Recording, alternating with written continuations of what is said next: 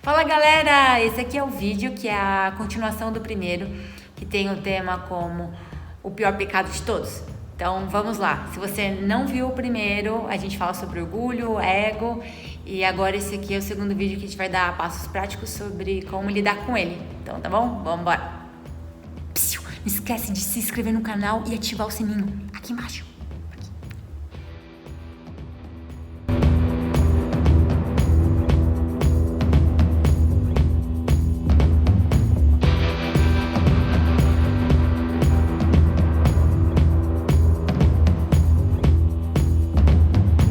Nesse texto a gente vê que Paulo, na verdade, não ligava para o que os outros pensavam dele, ou como eles julgavam Paulo. Ele está falando aqui que a sua identidade não tinha nada a ver com o que os outros pensavam dele.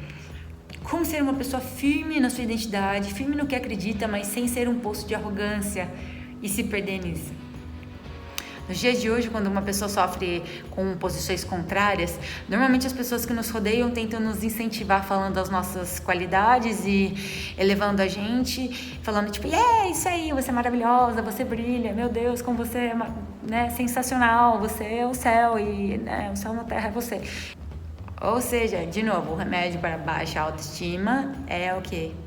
É a alta. A gente está querendo dizer para as pessoas o seguinte: estabeleça o seu critério de certo e de sucesso e viva de acordo com ele. E então faz a sua própria avaliação de você mesmo e se auto-julgue. Não é legal, isso não é legal. Tão triste quanto se curar de uma infecção generalizada é ter um infarto logo depois, concorda?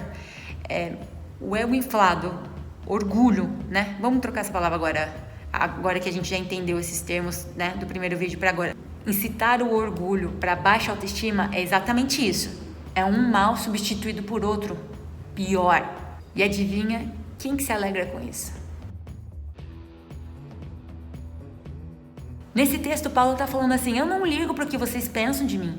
Na verdade, nem eu me julgo. Uau, aqui a gente tem um segredo. E a gente já fala sobre isso. E o fato de Paulo ter a consciência limpa não o torna limpo. Ele dizia que somente Deus o poderia julgar. Bom, deixar claro aqui que existe diferença entre julgamento moral, na qual nós somos chamados a julgar, e julgamento de alma, de salvação, na qual a gente não tem nenhuma capacidade de julgar.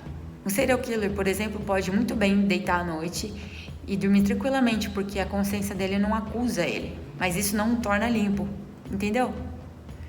Então Paulo era um homem firme nas suas convicções, na sua identidade, um líder extremamente influente. E mesmo assim, sendo esse tipo de liderança forte, ele ainda se auto-intitulava o pior dos pecadores no livro de Timóteo, na carta ao Timóteo. Hoje, no século XXI, nós não estamos acostumados com pessoas assim. Pessoas convictas da sua identidade, mas sem arrogância. E que afirmam serem os maiores dos pecadores sem uma falsa modéstia. Na verdade, nós estamos acostumados com os extremos. Na verdade, quando Paulo fala que ele não admite ser julgado pelos coríntios, mas também nem por ele mesmo, ele está querendo falar, cara, eu sou consciente dos meus erros, certo?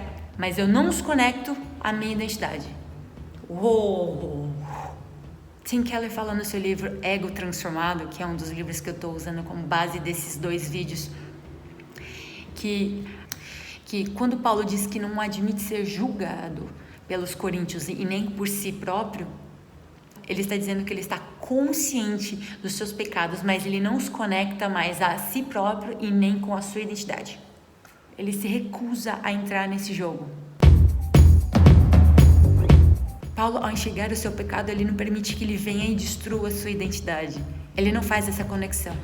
Da mesma forma que ele também não conecta, não atrela a sua identidade quando ele acerta as coisas, quando ele faz algo bom.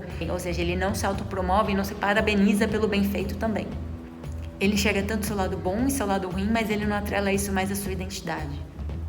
Então, como alcançar uma visão transformada do eu? Lembra que Paulo está falando que ele não liga para o que coríntios pensam dele ou qualquer tribunal humano fala sobre ele? Ele estava falando que o problema da autoestima, quer seja baixa ou alta, é que todos os dias nós voltamos para o tribunal para uma avaliação. Se eu me enxergar apenas como uma pessoa ruim, eu não vou ter confiança. Isso pode me levar, e provavelmente me levará, para uma autocomiseração, o que é pecado. baixa autoestima.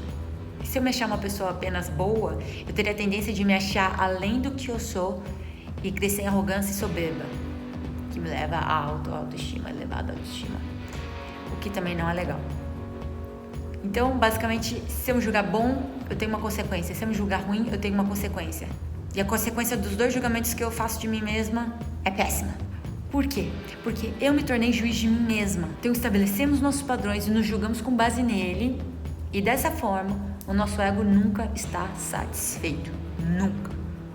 Paulo, então, nos apresenta como é viver não com o ego inflado, mas saciado. Ele está dizendo que ele chegou no estágio onde o ego dele não chama mais atenção para si. Lembra do primeiro vídeo? Assim, então essa parte do ego dele se torna como qualquer parte do corpo e não como aquele dedinho que eu bati na quina. Paulo chegou num patamar onde ele não pensa mais em si mesmo. Acredito que o que falta um pouco da nossa geração é esse equilíbrio entre entender que sim, somos filhos amados, mas não deixamos de ser servos. E eu acho que a minha geração é uma geração que tem esquecido que somos servos também, além de filhos, entendeu? Filho é a minha identidade, mas servo também é a minha identidade. E se eu vivo só um, eu esqueço do outro. E se eu vivo só o outro, eu esqueço o primeiro. Então eu creio que nós esquecemos que nossa identidade também é de servo, como do versículo que a gente leu no começo. Um filho que não entende que também é servo, ele é insensato e ele traz desgosto para o seu pai. Mas o filho que é maduro sabe discernir entre fazer o certo e fazer o errado. Veja aqui que a gente não está falando dele se julgar bom ou ruim, mas julgar as suas obras, não a si próprio. Existe essa diferença, presta atenção para não cair nessa cilada. Citando o livro do C.S. Lewis, que também estamos usando como base nesses dois vídeos, ele fala o seguinte sobre uma pessoa humilde. A pessoa humilde não é aquela que você sai da conversa e fala: "Uau, como essa pessoa é humilde." Mas é aquela pessoa que você sai de um café e você pensa: "Cara, ela realmente se importou comigo." Sem interesse, sem querer ganhar nada em troca. Ela realmente se importou comigo. O Keller fala o seguinte, que a humildade que brota do evangelho, ela mata a necessidade de pensar em mim mesmo. Ele significa que eu não relaciono mais a mim cada conversa ou cada situação. O ego, ele está saciado, satisfeito. A liberdade do autoesquecimento. 1. Não relacionar cada conversa ou situação com a minha pessoa. Por exemplo, eu sou míope, tá? Então, sem óculos, eu tenho uma dificuldade de chegar de longe, certo? Certo. Pra vocês entenderem, o meu marido me espera na porta do banheiro do shopping e eu, sem óculos, eu passo reto. Eu não vejo ele. Pergunta pro Thiago. Mas, se tiver uma pessoa ali que tem o ego, que tem o orgulho sensível, como a gente falou no primeiro vídeo, ela pode sim pensar que eu passei e não cumprimentei ela. Ela me viu, né? Ela não me viu. Ela não me cumprimentou porque ela não quis, entendeu? Todo mundo me vê, como assim? As pessoas não me veem? No primeiro vídeo a gente fala sobre isso. 2. Pensar menos em mim e mais no próximo. Um exemplo. Fui demitida hoje de manhã no trabalho e eu parei no café pra respirar e encontro uma amiga. E eu tô com uma cara péssima, uma cabeça na lua, pensando o que eu vou fazer da vida. E a pessoa queria conversar, mas eu não estava a fim de conversar porque eu não estava bem, não estava raciocinando. Nossa, como ela é grossa, ela nem conversa direito. Meu Deus, quem não gosta de conversar comigo, não é mesmo? Em vez dela parar e perguntar: "E aí, Ana, como foi seu dia? Por que você tá assim? Aconteceu alguma coisa? Normalmente você não é assim." Porque ela sabe que normalmente eu não seria daquela maneira.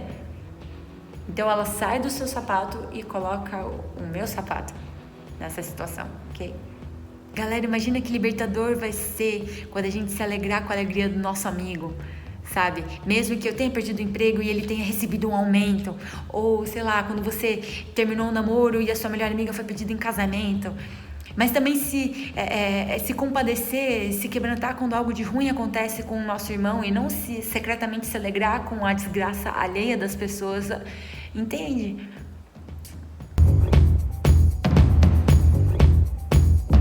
No cristianismo, Deus imputa sobre nós as ações perfeitas de Cristo, o seu desempenho, e assim Ele nos adota como filhos. Então Paulo deixa o tribunal porque ele entende que Jesus já foi julgado em seu lugar. E foi um tribunal injusto, corrupto, feito por homens que eram seus inimigos. Ele recebeu a condenação que merecíamos, enfrentou um julgamento injusto, um julgamento que deveria ser nosso, para que nunca mais precisássemos enfrentar mais nenhum tribunal, nenhum julgamento. E Tim Keller termina o livro dele falando assim sobre Paulo. Paulo deixou esse mundo com todas as suas ambições e bajulações. A sua vida dizia: Senhor, eu não preciso desses louvores dos homens. A sua vida falava assim para os homens: vejam, eu fui arrebatado aos céus. Eu ouvi palavras inefáveis que não são nem lícitas para um ser humano proferir. Portanto, você pode ter todas as competições deste mundo, com todas as suas rivalidades. Eu decidi nada saber entre vós, a não ser Cristo e Cristo crucificado. Posso lhe dizer que eu sou um vencedor, que eu achei a pérola de grande valor. Paulo estava querendo dizer que ele tinha apenas um objetivo na sua vida, que era ver Cristo face a face. Lembra? Todos os sofrimentos presentes não são comparados com a glória vindoura. E nossos corações possam ser como de Paulo, satisfeitos em Cristo e que buscam apenas a sua glória. Apenas a sua glória. Até o próximo vídeo.